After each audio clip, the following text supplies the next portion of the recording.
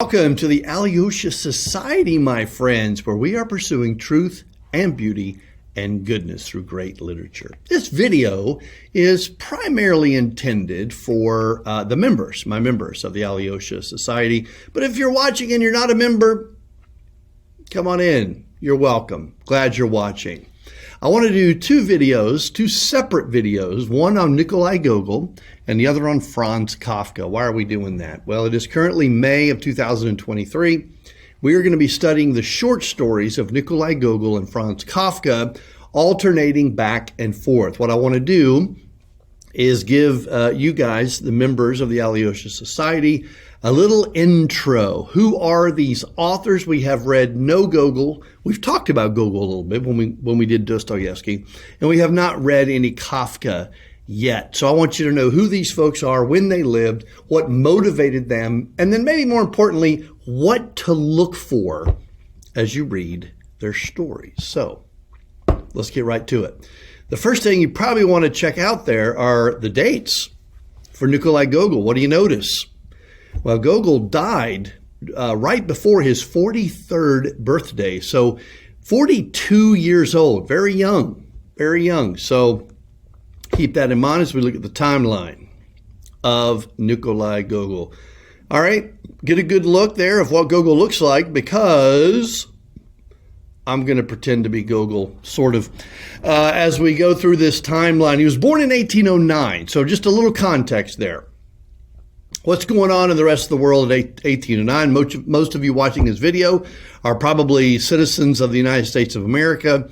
James Madison, fourth president of the United States, elected. He will end up serving 2 terms. And of course, in 1812, we're going to have to fight against the British again. So that's sort of the context into which Gogol was born. Well, the global context of the United States. But he, of course, is born in Russia. 19th century Russia. Ukrainian parents, mom Ukrainian, dad part Ukrainian, part Polish. 19 years old. He gets a pretty decent education, very, very decent education. Turns 19 in 1828. Gogol moved to St. Petersburg and he begins writing. He liked to write from a very early age on. You can see from the timeline, guys, I didn't clutter the timeline up with a lot of things because there really aren't a whole lot of things that I think would be relevant and helpful for you as you're reading his short stories. Really, 2 main things. He taught a little bit, not even a lot, and he wrote. He taught and he wrote and he traveled. That's really about it. See there, 1831 to 1834, he was teaching at a school for girls, a boarding school for girls in St. Petersburg. He only did that for a few years. I think he actually taught at the university level after that, but I think only a year, so not a whole lot there. The latter part of the 1830s, he leaves Russia, and I'm going to talk a little bit about why he did this. He leaves Russia. And he does go back and forth a little bit, but he spends a lot of time in Rome. And he works on his only novel, the only novel that Nikolai Gogol wrote, called Dead Souls. I do hope that we get to read Dead Souls as a part of our book club in the Alyosha Society sometime. But for now, we're going to stick with the short stories. I want you to take a look here what happens in 1840. 1840. He wrote a play, which we are going to read this summer, called The Inspector General. After he wrote the play and the play had its first performance, the reviews of the play weren't terrible, to be honest with you, but some of them had some constructive criticism. Gogol was so sensitive, and to be quite honest with you, I think I'd probably go so far as just to use the term insecure, that he fell into a deep depression. He leaves Russia and he didn't complete another work of fiction after 1840. He's going to die 12 years later. He was just devastated. So he didn't have thick skin. Let's just put it that way. In 1840, in the latter part of Gogol's life, he started to wrestle tremendously with faith issues, spiritual issues, the meaning of life, the existence of God, and so forth. And he became quite obsessed with working through these issues to the point that he thought, well, I want to go to the Holy Land. I want to see where these events took place and work through that. And then finally, he died in Moscow in 1852, became very ill and died of natural causes in 1852, again, just before his 43rd birthday. So again, big picture, he had a decent upbringing, good education, taught a little bit, wrote a lot, traveled quite a bit, was fairly insecure. Now, you'll notice some of the characters in his stories. The Overcoat, The Nose, The Government Spectre, Diary of a Madman. You're going to be looking at little snippets and little pieces of Gogol himself as you read those stories. So, all right. Next thing I want to show you that I think will be really helpful as you read his stories was a common plot structure in his short stories. Now, this is not that far away from what we call the plot arc, which is a common sort of series of events that would be in a lot of novels, you know, where you have an introduction, then you have rising action, then you have the climactic moment at the top of the roller coaster, then you have the, descending action, and then you have a resolution. In Gogol, it looks something like this. The story will open with a fairly normal, routine, stable, predictable setting. Something or someone will burst into that seemingly stable setting and destabilize it. Now, again, it could be an event or it could be a person. It could be a lot of different things, but something messes up that peace and that stability. And as a result, there's confusion.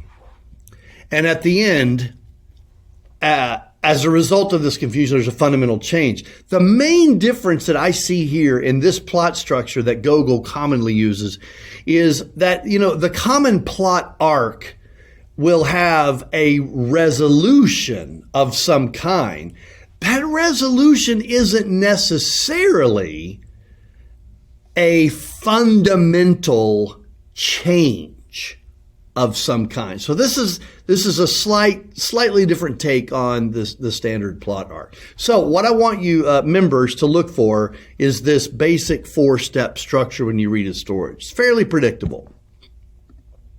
Okay, now, one of the other things I want you to look for when you're reading the stories, we'll talk a little bit more about this when we meet together, but it's very, very, very important that you understand the cultural and political climate in Russia in the 19th century. It's not that far off from the way things are in the United States today in the 21st century. You have liberals over here on the left. You have conservatives over here on the right. You have people who are in between, but these liberals and these conservatives, they really don't like each other. They both believe that their vision for the country is the best vision for the country, and that if the other side gets their way, it will destroy the country. The same really existed in Russia, but they just had different names. The reason I'm putting St. Petersburg and Moscow up here is that these two cities kind of represent the, sort of the type of that particular perspective. So St. Petersburg represents what we'd call more the Westernizer. So instead of Republicans and Democrats, okay, the terms we're going to use here are Westernizers and Slavophiles. So Westernizers would have been folks who were thinking, Russia is okay, but we need to be more like Germany. We need to be more like France and England. We need to be more like Europe.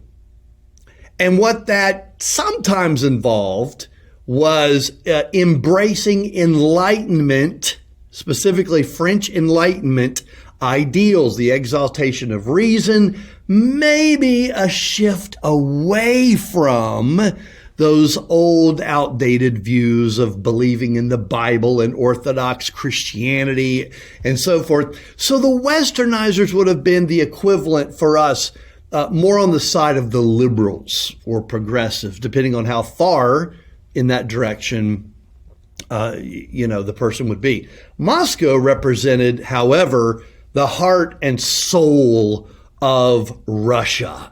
We love Russian culture. We don't need to mesh it together with Western culture in terms of the way they talk, the way they dress, what they eat, and how they worship. Slavophiles said, no, we need to be more Russian, not more Western, not more European. So what did that look like? Well, again, the Westernizers adopted European culture. And this all really starts with Peter the Great.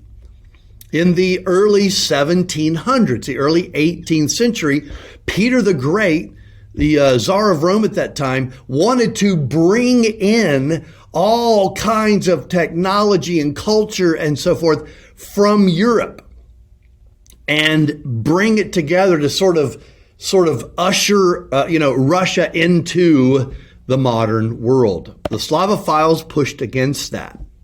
They were more in favor of traditional Russian culture. And again, what went along with that would have been Russian Orthodox Christian faith. More Western up there in St. Petersburg, Moscow, more Russian. Hopefully you're starting to really kind of get the point of the difference of these two. And this would have been the culture wars of 19th century Russia. So the Slavophiles would have said, you Westernizers, you are a symbol of the decay of Russia. We are a symbol of what Russia should aspire to be. One expression that would have become is the Westernizers and St. Petersburg as a, quote, urban prison.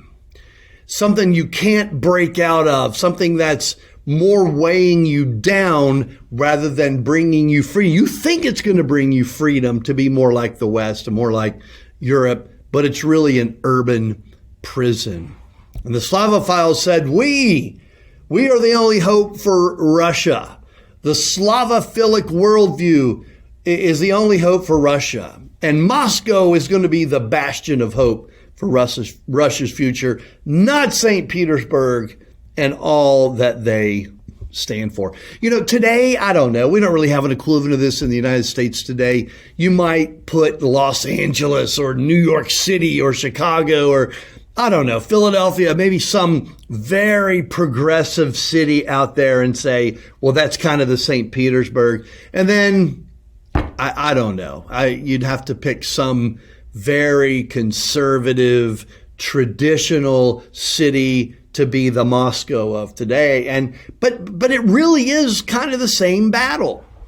It's very similar politically, religiously, culturally. There are a lot of similarities. So it is extremely important, members of the Alyosha Society, that you kind of understand this cultural war when you're reading these stories. All right, some more things to look for. I think I'll wrap up with this. Themes in the stories. I already went over Russia and the West. So look for that. Where does Gogol land, in the big cultural debate? And we'll be talking about that in our meetings. The second one is huge. I want to dwell a little bit more on this one. The vanity of rank. So when Peter the Great ruled Russia in the it was actually late 17th century and early 18th century, he created and it lasted for a very long time, what was called the Table of Ranks. The Table of Ranks. I'll probably pull up a chart in one of our meetings and show you. There were 14 levels of ranking. And this is not military. This is just people in society. Depending on what your job was for the government, if you work for the government, then you would be ranked. Well, if you're at the top of the heap in this ranking system, then there were lots of benefits for you. But if you were kind of at the bottom of the barrel, it was hard to not be at the bottom of the barrel. What Gogol is doing in several of his stories is mocking this table of ranks. Kovalev, for example, the very first short story we're going to read is The Nose. And Kovalev, for example, lies to females about his rank in the table of ranks so they'll sleep with him. The Government Inspector, the play I mentioned earlier, is a complete satire on the table of ranks. So that'll be fun to discuss. And then finally, I want you to look for autobiographical echoes when you read Gogol. Gogol was not poor his entire life, but he did spend a portion of his life in real poverty and suffered tremendously from it. So when you read The Overcoat, for example, and you read a few other stories, you're going to see Gogol there, wrestling, struggling with poverty. Then you have The Solitary Life. Gogol did not get married, did not have children. He lived a very quiet, secluded, solitary life. You will see that coming out in his characters. And then I already mentioned his extreme insecurities. His characters, I don't think insecurity is comical, but Gogol creates characters that are borderline comically insecure. So I hope this little introduction has been helpful. I cannot wait to get into Gogol with you. And again, we'll be starting, I can't remember if it's the first or second week in June, with The Nose and alternating back and forth between Gogol and Kafka.